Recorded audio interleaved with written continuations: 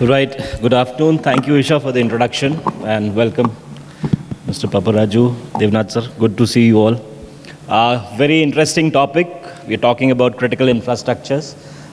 Quickly set the context before I get views from our eminent panelists here. Last few years, we have witnessed a rise or surge in cyber attacks on the critical infrastructure in the country. 2019, there was an attack on the Kundankulam nuclear power plant. 2020, we saw a power outage at the Mumbai power grid. Train services were disrupted, healthcare operations were disrupted, water supply was disrupted. 2021, there was attack on Airtel and Air India servers. 2022, ransomware attacks on SpiceJet, Oil India. The flood monitoring system of the Goa state was affected, and the list can go on. Right, the surge has been there. How, as a nation, can we raise the bar and ensure that our critical infrastructure services across and the essential services along with it are protected? What is missing? What is lacking? Anyone, sir? Devnath, sir. Or Paparaju, sir.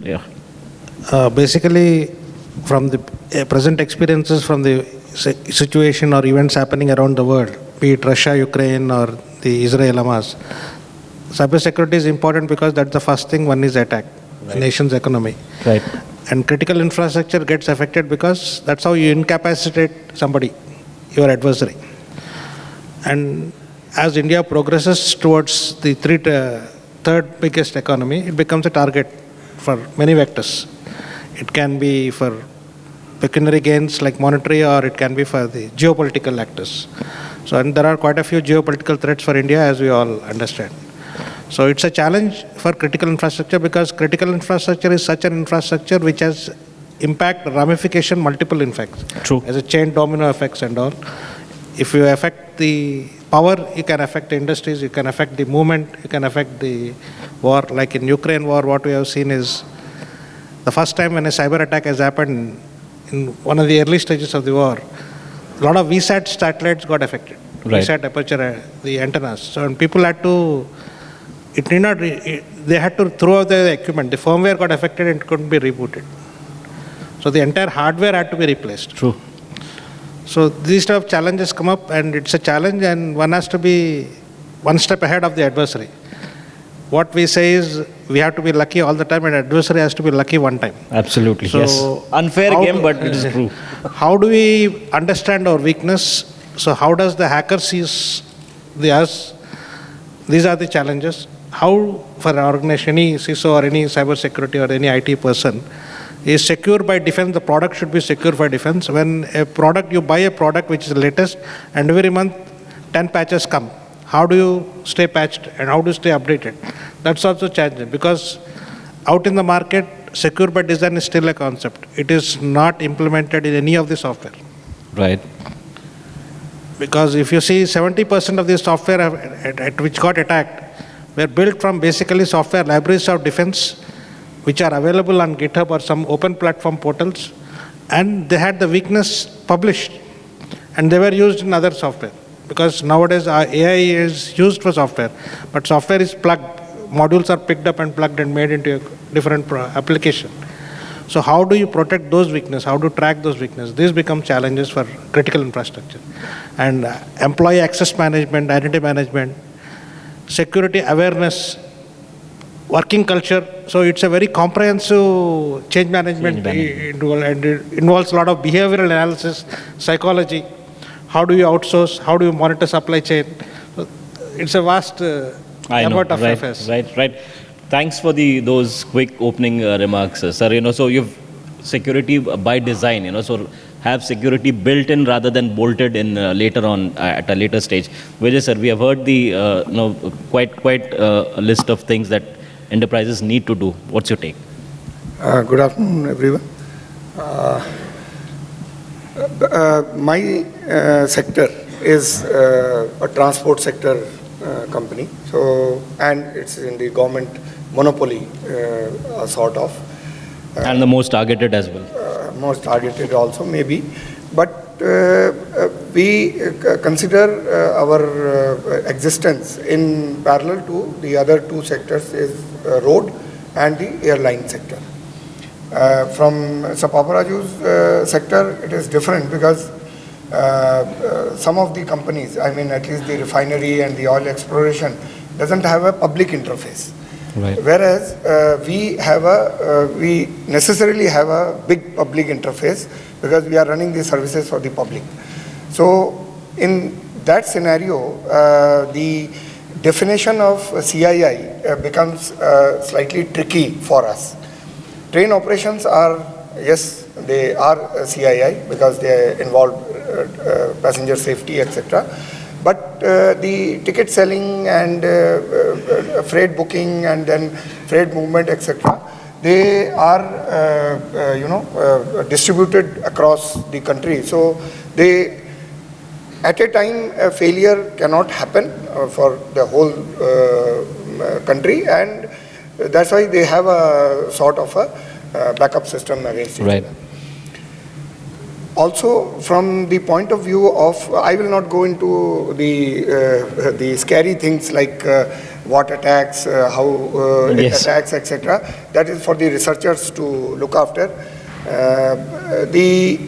Our aim is primarily to bring back the systems online as soon as possible. Right. And for that, a few things we have to do very diligently, like what we do in our railway safety system, which is an old physical system which continues to hold good. In that is, first is the identification of what is critical for running the Right. services, in which we have our station masters and controllers as backup of each other. So even if one is incapacitated, the other person is always available to move the trains physically, or we call it manual fallback. So the similar things, bringing them to digital environment is very difficult unless and until you have the knowledge of visibility of your data, the systems and everything very precise. Right. And then you have backup for each of Right. them.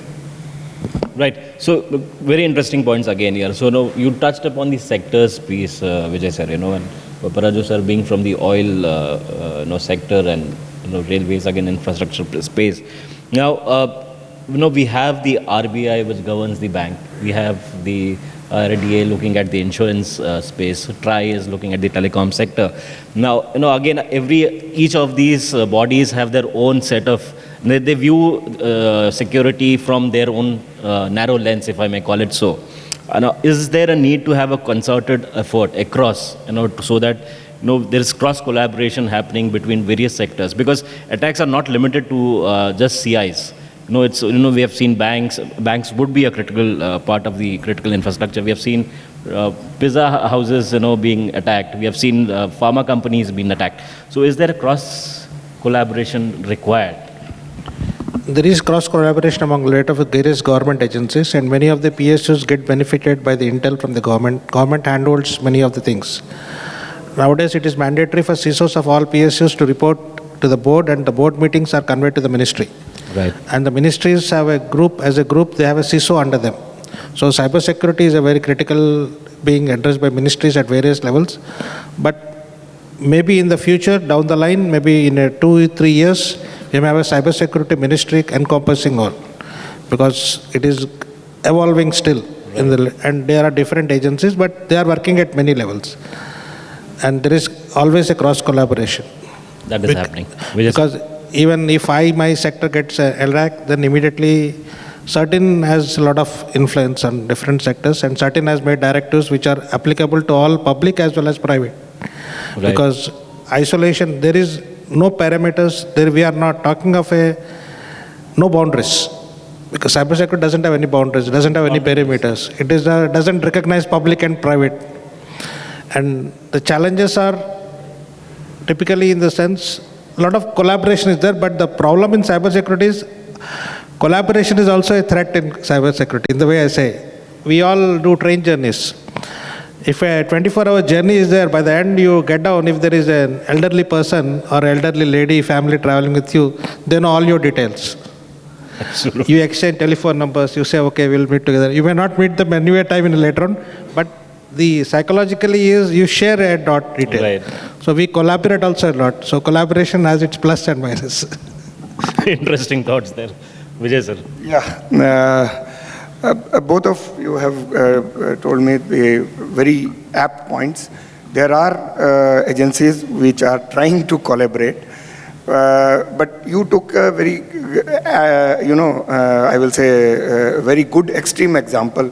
Like RBI has both regulatory, data safety, business safety, as well as the recovery and, and they have a punitive power also that if you don't fall in line, you are out of the business at least. You are suspended from the business. Same way for airline industry, DGCA is an agency, but which is mostly for the safety part of it. They don't look into a lot of cybersecurity and all that. So in the government space, for the other sectors other than insurance, I mean BFSI, the other sectors they are mostly ministry oriented. Like Mr. Raju's ministry is under Ministry of Petroleum and Natural Gas, etc. And ours is a self-ministry itself. So for them, certain NCIPC, MHA, and few other agencies, I will not name them. There are quite a few, sir. Yes, NCIPC is one. So all of them are having power as per IT Act, and all of them are sometimes doing independent work, somebody looking outside, somebody looking inside, but sometimes they are doing duplicate work. Right. The same threat or same this thing coming from outside, everybody gets it, and everybody starts pressurizing the organizations to fall in line. Right. That coordination is now, I think, being taken up by, I think, Ministry of Home Affairs has taken up a project with MAT, where they will categorize the threat and the attack vectors coming towards India as a global scale, and they will be categorizing it, numbering it, and all the organizations, whether it is BFSI or us or transport or energy, everybody will follow the same thing, and the reports and the communication, collaboration will be seamless. Right now it is happening, we have to match what NCIPC has said, what CERTIN has said, and whether they are the same issue or it's a different issue. Those kind of issues are right now there. But I hope if that collaboration project gets Shapes online, up, then it will help. Great. That's interesting perspective, and good to know that such a thing is happening here. Again, both of you are from sectors where there's a lot of OT part involved, and OT has always been another key target areas for the hackers. Now, how does one secure the OT piece? IT, at least you can still have visibility, gain control. OT is always a challenge. See, in general, cybersecurity challenges keep evolving, because as generic AI comes now, ransomware is available as service. Right. The challenges are, what are the challenges? If I want to hack somebody, I don't need to have the talent of cybersecurity. I don't need a very good IT or networking knowledge. I need to hire a service. I need to have the wherewithal to potentially to hire a person, identified person. Right. So when such services are available as a service, how do I protect myself? Because the challenge is, as we play along data, like earlier sessions, some of the panelists spoke on data, generic how data is used. So where is this data? The sensors are in OT. And where is the dashboards? Dashboards are in the IT layer. How do you visualize? The analytics are in the IT layer, layer 6, 5 and 6 and 7 above. And you have OT below layer 3.5. The devices, the data is there. So how much of this data is information? As I think one of the Lenovo presentations said, very few much data is processed. I agree with it, but is it really required to be processed? How much of it is information? And information is, how much valid information is it?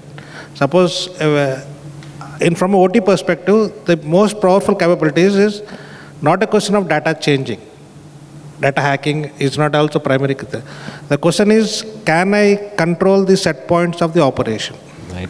Let's say I have a temperature set point at 50 degrees. Can I change it to 80 degrees or maybe 30 degrees, create a blast, although the operator doesn't understand, he sees only 50. Right. So those are the challenges. How do the threat vector gets access into the system? So access into the system and malfunctioning, creating a malfunction which has happened in the past in some of the incidents which you mentioned. Ransomware is only part of the service. Apart from ransomware, the threat to create a potential process malfunction is of primary importance. And the challenge in OT is, in a single ID, many people work.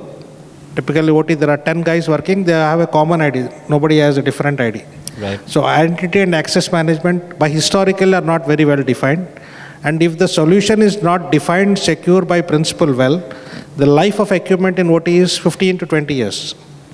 We don't go for upgrade of immediately of 20. They're typically mechanical equipment or a process equipment or something. But the software life, there is no life at all. 3 weeks, 0-day malware comes, you need to update. If you want to reboot the equipment, you can't process, shut down the systems. Right. The CIA is in reverse in OT. In IT, it is CIA. In OT, it is AIC. Availability is most critical. Right. So these are the challenges which need to address. That's why we said secure by design. Our focus is on controlling the remote access. If I am integrating, how do I better integrate the system? How do I isolate my systems? Can I make data one way from OT to IT? Because business needs data. And as a CISO or a cybersecurity thing, how do I enable business? What are the risks? How do I mitigate the risk? Right. So these are the challenges. So ultimately, resilience is an important part, as Devnath has already told. How do I make the resilience? But there are different things. How do I synchronize my OT? Right. Because NCA 13 has given guidelines. Every OT needs to be synced to the All India timeline. So from a threat forensic point of view, how do I synchronize my OT at different OT layers? Right. How do I maintain logs of OT? How do I archive logs on OT? And how do I connect the OT to the CV database of the evolving threats? Because there is any point, even if business-wise, I don't need to connect OT to IT, even to connect to the CV database, I need my OT layer to connect Absolutely. to and the software bill of materials for OT. So these are again a paraphernalia. And do I have a OT SOC? How do I monitor OT SOC? OT SOC is, I think, I don't see happening in India right now, as of now, but it's evolving. Absolutely. Right. So these are the critical threat vectors. Yes, sir. All the problems of OT, critical OT has been explained already, so I will not go into that. What we do in railways is that right now we do not use OT for, we do not use IT-OT integration for control purposes. Okay. Visibility and monitoring is okay. That means the data only comes from OT to IT, but nothing is allowed. There's sort of a data diode kind of thing. Because we can have data remotely of a escalator or our traction system, SCADA and all that. We know how much is being consumed and all that for predictive maintenance part. But actual operation, actual switching off, switching on of the power systems, etc., is done manually.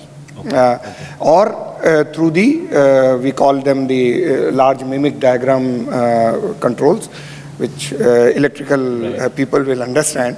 So they are done manually after taking private number exchanges and all that. There is a safety protocol. So IT-OT integration in our case is mostly OT to IT data, but reverse direction, we don't allow any data or signals as of now, because as he said, there will be a threat of changing the parameters and all. But yes, when you need to update the OT, that means the operating system of the SCADA or its RTUs and all that, there is a issue, but that is again done manually by the OEM and our person going together with their laptops, etc., and going to each and every RTU and updating them there itself and testing and coming back. Remote management, we have allowed only for very low safety things like water pump, right, or which has to work day and night, based on the water levels, etc. But even in escalators, which are automatic here, the stop, start, or its critical operations are still done by sending a person, because yes, something has happened. Many accidents have happened because of the automatic operations of escalators also. So whatever innovations, etc., which are coming into OT, IT space, they have to have, as he said rightly, design security absolutely, in. right. Otherwise, just having a very beautiful functionality, दूर से चल जाता है, यहाँ से button दबाया, वहाँ चल गया. These things do not work in the production system environment, in the enterprise. And one more last very important advice I will like to give to all the startups who are coming up with OT, IT integrated management systems, is that you have to think of the long-term support. If an enterprise buys into your technology, into your equipment and all that, you have to think about how you will support 5 years down the line, right, or 10 years down the line, because OT is generally, life is absolutely 10 to 20 years. And how will you support it? Whether you will have manpower to continuously replace it, repair it, etc., within the country and all that. Without these things in place, please don't pester the large enterprises to try them out and all that. Because the moment it comes to us as a security or resilience professionals, we look into these things. Chalega kya? 10 saal baad chalega kya? I would like to explain one thing. When I say secure by design, for the people who are not in cybersecurity, how many of you have broadband at home? Many of them have. What is the password of your broadband router? Have you changed it? It is admin.